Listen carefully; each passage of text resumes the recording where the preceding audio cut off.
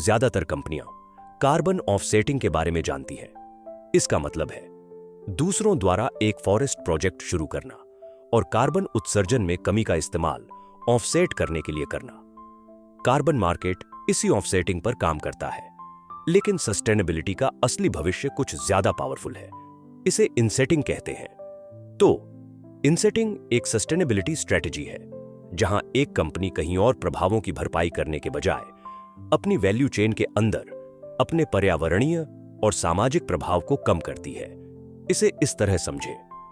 Offsetting का मतलब है कॉरपोरेशन के उत्सर्जन को बैलेंस करने के लिए बाहरी प्रोजेक्ट्स को पैसे देना, और इनसेटिंग का मतलब है अपनी सप्लाई चेन में सुधार करना ताकि उत्सर्जन सोर्स पर ही कम हो जाए। तो इनसेटिंग अंदरूनी सस्टेनेबिलिटी एक्शन है, बाहरी मुआवजा नहीं। बड़ी कंपनियों के लिए इनसेटिंग क्यों जरूरी है? क्योंकि नेट जीरो एमिशन में स्कोप 3 सबसे बड़ी चुनौती है। स्कोप 1, स्कोप 2 और स्कोप 3 एमिशन क्या है? यह जानने के लिए कृपया हमारा पिछला वीडियो देखें, लिंक डिस्क्रिप्शन में दिया गया है।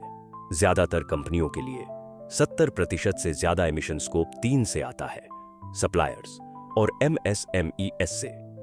इसे सही तरीके से कम करने का एकमात्र तरीका इनसेटिंग है। असल में इनसेटिंग कैसी दिखती है? आसान शब्दों में, इनसेटिंग सप्लाई चेन में प्रैक्टिकल सुधार है। एक कंपनी अपने टियर 1 और टियर 2 सप्लायर्स को कोयले या डीजल पावर से रूफटॉप सोलर पैनल या बायोमास बॉयलर जैसे रिन्यूएबल एनर्जी सोर्स पर स्विच करने में मदद करती है।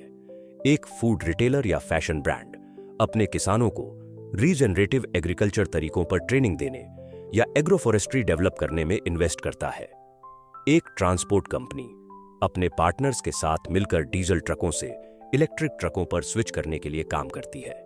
एक होटल ट्रांसपोर्ट से होने वाले एमिशन को कम करने के लिए लोकल लेवल पर सोर्सिंग कर सकता है। इनसेटिंग के लिए और भी कई मौके हैं। इनसेटिंग के जरिए कॉरपोरेट्स अपने MSME सप्लायर्स को नॉलेज, एक्सपर्टीज और फंडिंग शेयर करके उनके स्कोप 3 एमिशन को कम करने में मदद कर सकते हैं।